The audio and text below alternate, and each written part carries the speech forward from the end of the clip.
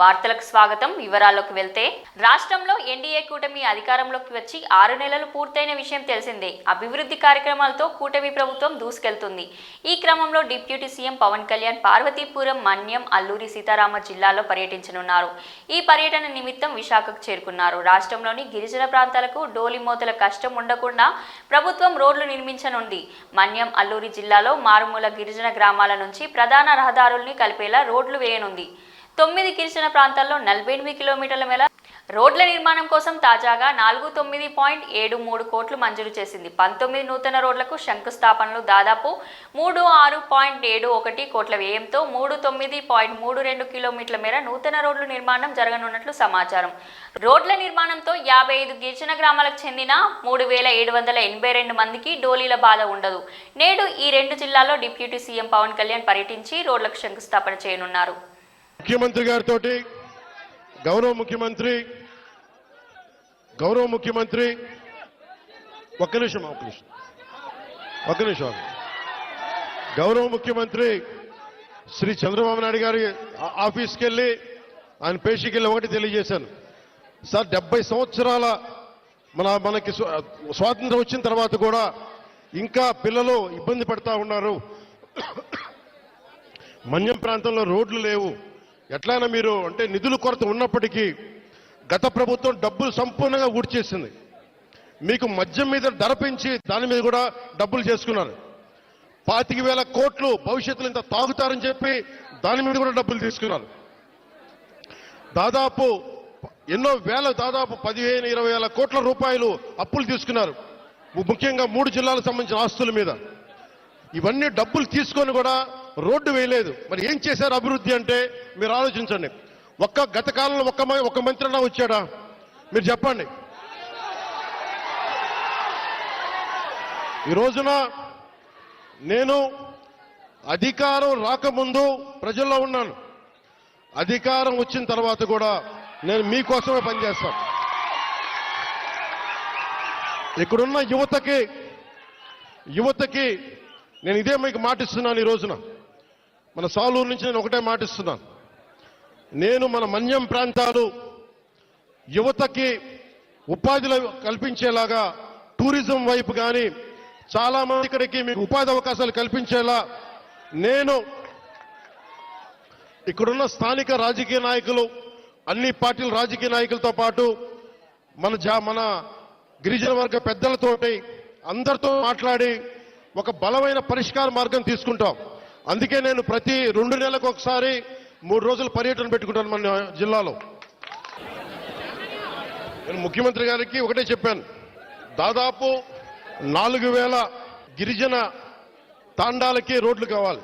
పంచాయతీలు క్రమంగా చూసుకుంటే 400 పంచాయతీలే, కానీ గ్రామాలను మట్టుకు దాదాపు 4,000 తాండాలు ఉన్నాయి.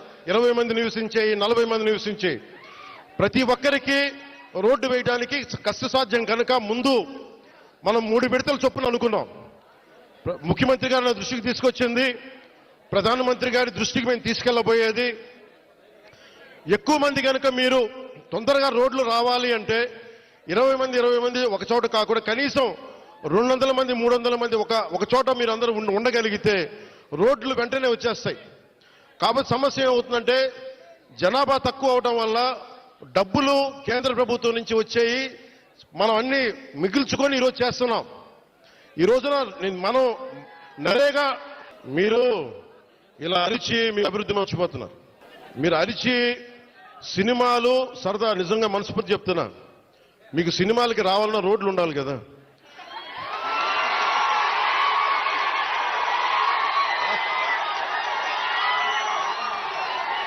ధాన్యం సేకరణలో ఎక్కడా తప్పు జరగడానికి వీల్లేదని ఏపీ సీఎం చంద్రబాబు అన్నారు. కృష్ణా జిల్లా పెన్మలూరు నియోజకవర్గంలో ఆయన పర్యటించారు. గంగూరు, ఇడుపగల్లు గ్రామాలకు వెళ్లారు. గంగూరు రైతు సేవా కేంద్రం వద్ద ధాన్యం కొనుగోలు కేంద్రాన్ని పరిశీలించారు. తేమ శాతం నిర్ధారణ చేసే మిషన్ పనితనంపై ఆరా తీశారు. సిబ్బంది, రైతులు అధికారులతో మాట్లాడారు. వారి సమస్యలను అడిగి తెలుసుకున్నారు. ఈ సందర్భంగా సీఎం మాట్లాడుతూ ఐవీఆర్ఎస్ ద్వారా రైతుల నుంచి తానే అభిప్రాయాలు సేకరిస్తానని చెప్పారు. అధికారుల నుంచి తనకు కావాల్సింది డాక్యుమెంటేషన్ కాదని పేర్కొన్నారు.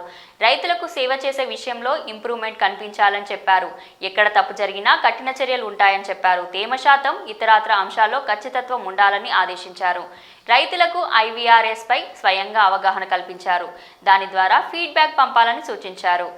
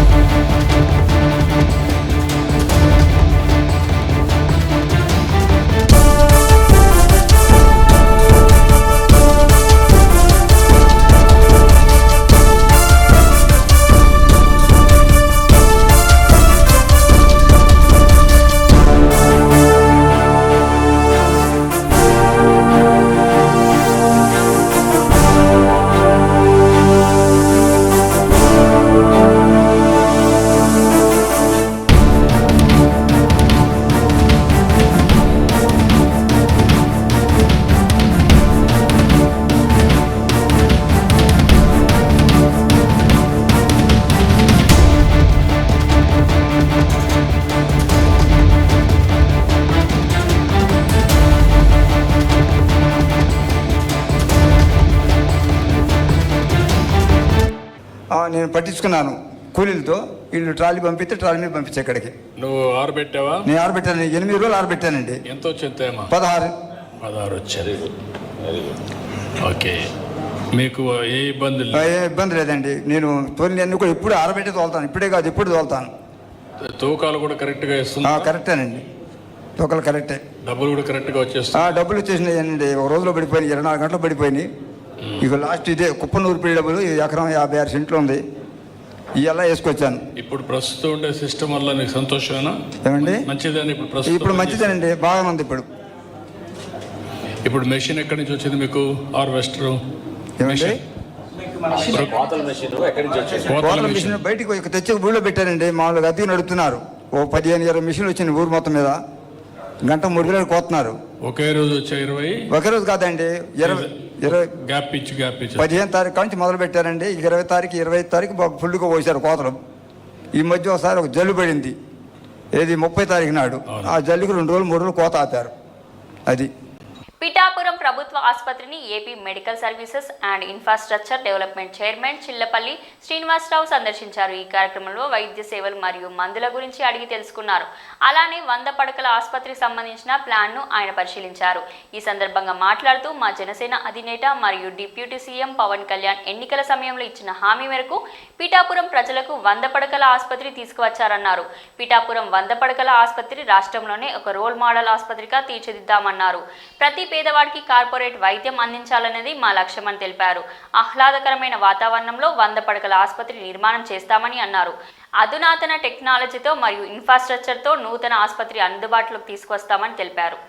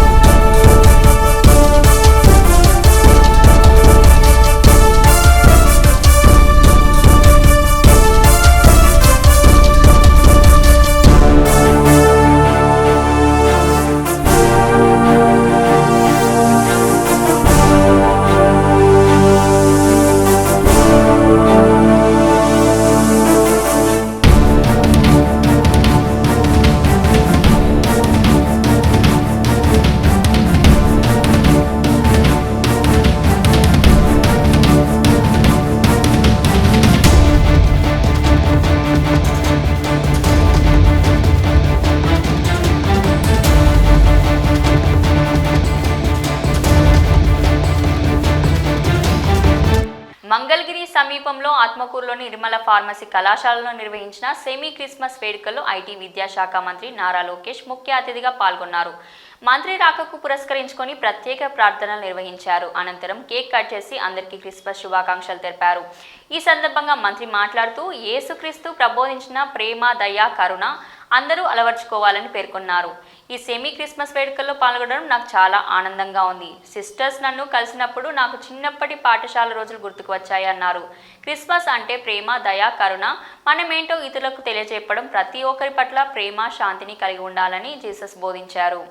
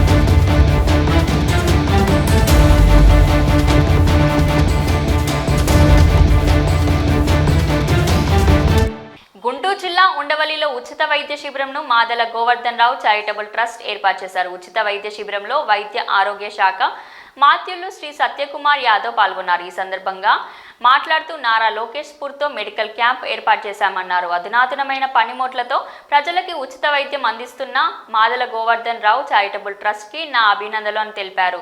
ప్రతి పేదవాడికి నాణ్యమైన వైద్యం అందించాలని చంద్రబాబు పూనుకున్నారని, ఇప్పటి వరకు 30 లక్షల మందికి క్యాన్సర్ టెస్ట్ చేయడం జరిగిందన్నారు. ఇప్పటి వరకు వైద్యం మీద 19,000 కోట్ల రూపాయలు వెచ్చించారన్నారు. శిబిరాలు నిర్వహించుకోవాల్సిన అవసరం ఏమొచ్చింది? ఎందుకంటే ప్రజల్లో ఇవాళ ప్రభుత్వం తరపున ఉంటున్న ఆసుపత్రులు కానీ వైద్య సహాయం కానీ తగినంత అందుబాటులో ప్రజలకు లేదు.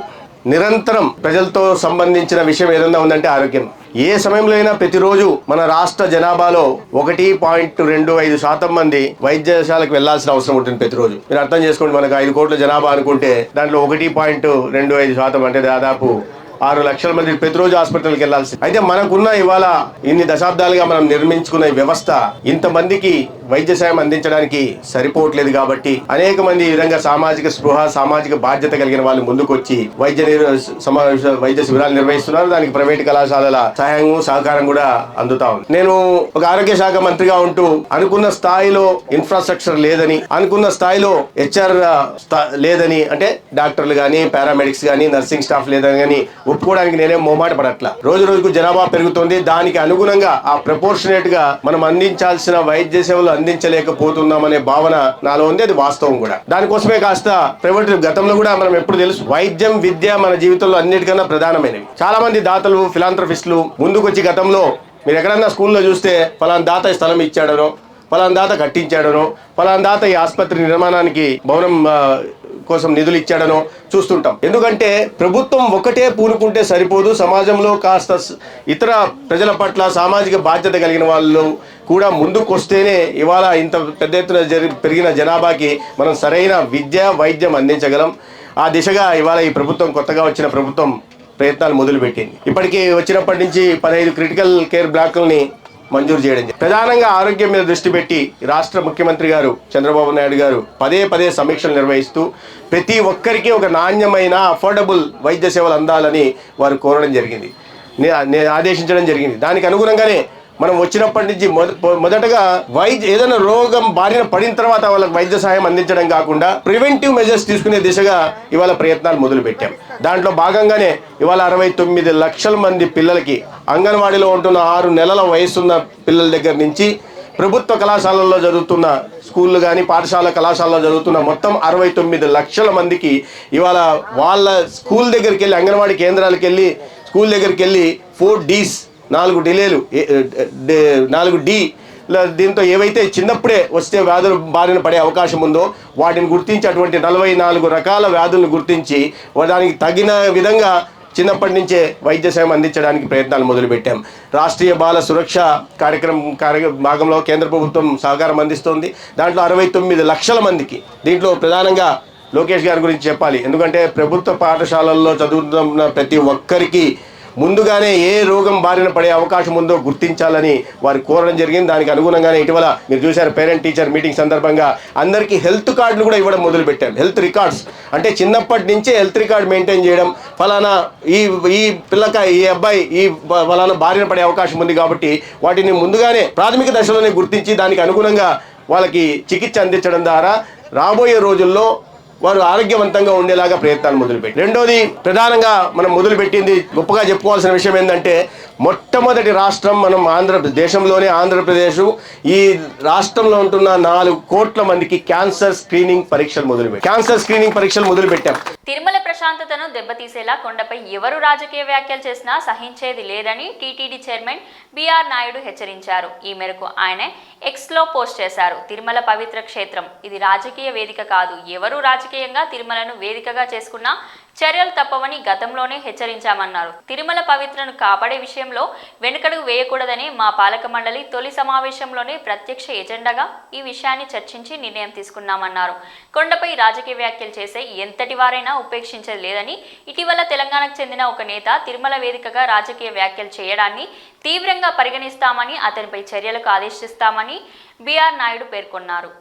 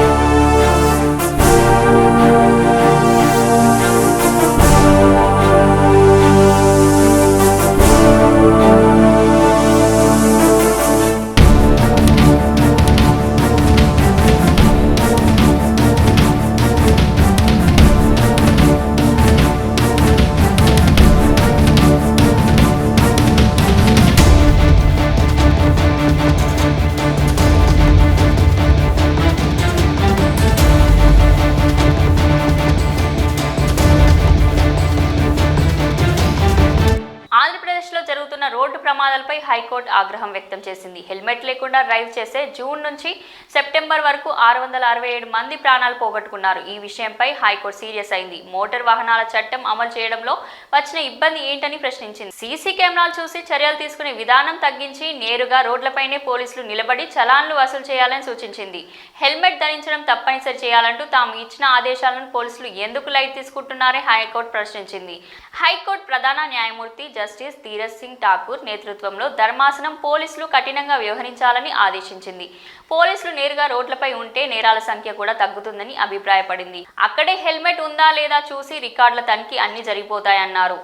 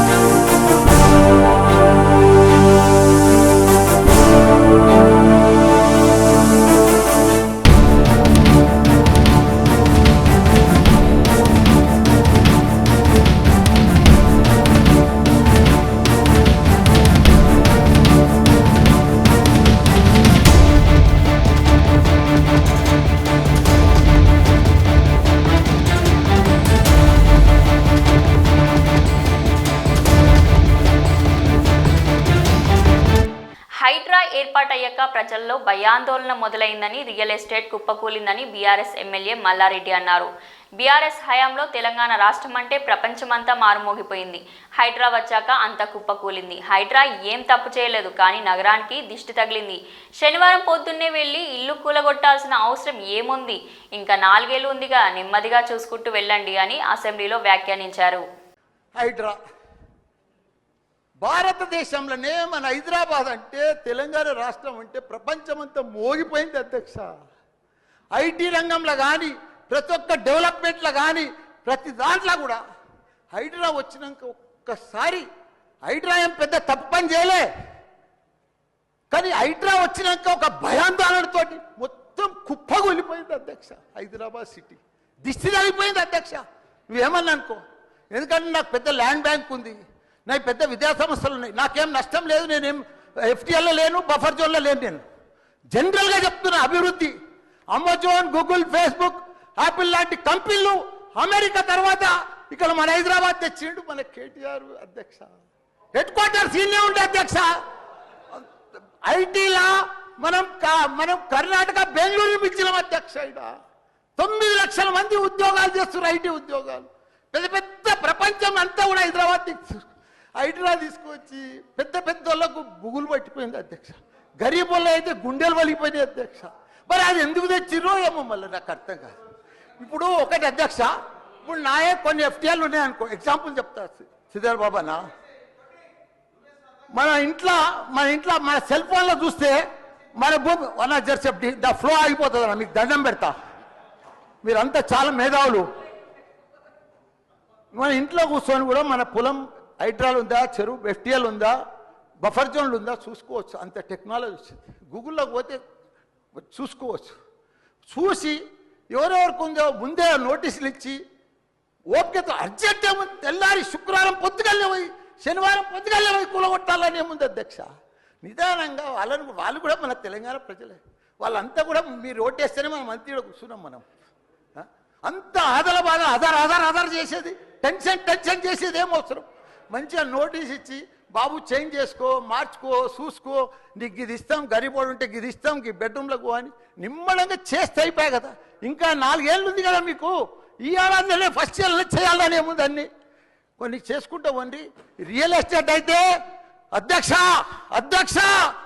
రియల్ ఎస్టేట్ అయితే కుప్పగొలిపోయింది.